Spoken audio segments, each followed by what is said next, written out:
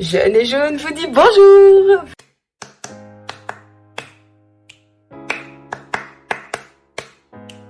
Jeune et jaune vous dit bonjour. Jeune et jeune vous dit bonjour. Vous ne savez rien de la situation en Centrafrique? Nous non plus. Moi, pas avant que MSF nous lance son défi. Depuis, nous sommes bien documentés. À votre tour. BBC News Afrique vous éclaire en moins de 4 minutes sur les événements qui ont perturbé le pays depuis 2013. C'est le cas anti-Balaka. Les cas anti-Balaka. C'est les cas anti-Balaka. Ces noms n'auront plus de secret pour vous. Cela vous aidera à mieux comprendre ce qui amène beaucoup de Centrafricains à subir des agressions sexuelles. La vidéo suivante vous en dira plus. Au fait, vous avez partagé notre chanson Martina? Au fait, avez-vous partagé notre chanson Martina? Avez-vous partagé notre chanson Martina? N'oubliez pas, c'est important. N'oubliez pas, c'est important. C'est une avancée pour les autorités en Centrafrique. Les forces pro-gouvernementales ont repris la ville frontalière de Beloko, rouvrant ainsi un axe de ravitaillement vital, axe qui relie la capitale Bangui au Cameroun. Pour autant, les groupes armés contrôlent et paralysent toujours une grande partie du pays. Crise humanitaire et sécuritaire, la situation est chaotique. Nicolas Négos. La République centrafricaine, un pays ébranlé par des années de guerre et d'instabilité. Peu après la signature d'un accord de paix avec le gouvernement le 11 janvier 2013, l'opposition Séléka reprend les armes et s'empare de plusieurs villes importantes, dont la capitale Bangui. Son pouvoir fragilisé, le président François Bozizé quitte le pays le 24 mars. Peu de temps après le coup d'État, la plupart des milices chrétiennes, les anti-Balaka, prennent les armes et le pays sombre dans une guerre civile.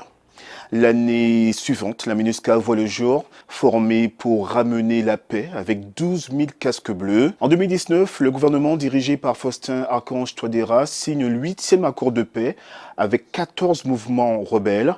Mais 2 ans plus tard, rien ne va plus. Certaines des milices chrétiennes et musulmanes rivales se sont désormais alliées contre le gouvernement. L'ancien président déchu Bozizé est accusé de les encourager, ce qu'il nie avec force. Rappelez-vous, quelques jours avant le scrutin du 27 décembre, la nouvelle coalition de l'opposition avait demandé l'annulation des élections présidentielles et législatives.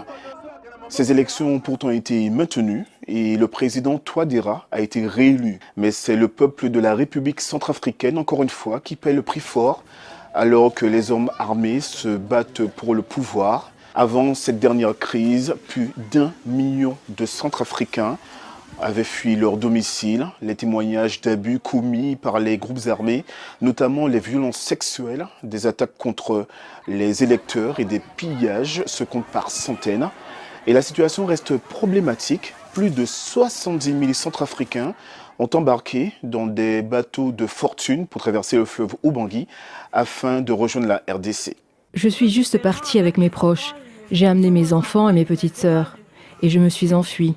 Je suis montée sur le canoë et je suis venue ici.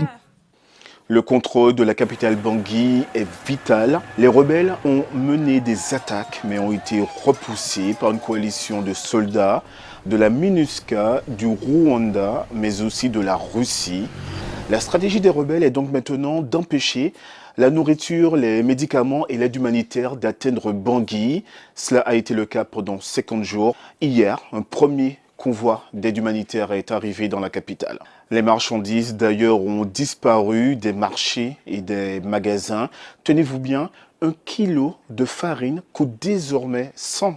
On nous vend les choses et quoi, mais ce qui se passe absolument là, comment on peut vendre les choses, comment on peut trouver des choses à manger. Tu vois, dans ces mauvais, nous ne voulons pas ça. Alors, combien de temps cette situation va-t-elle encore durer? Le pouvoir et la MINUSCA citent d'autres avancées sur le plan de la restauration de l'autorité de l'État à travers le pays, notamment. Mais les défis sont encore immenses pour la Centrafrique, un pays avec d'énormes ressources comme l'or et le diamant, mais où sa population est tourmentée par les conflits sans fin.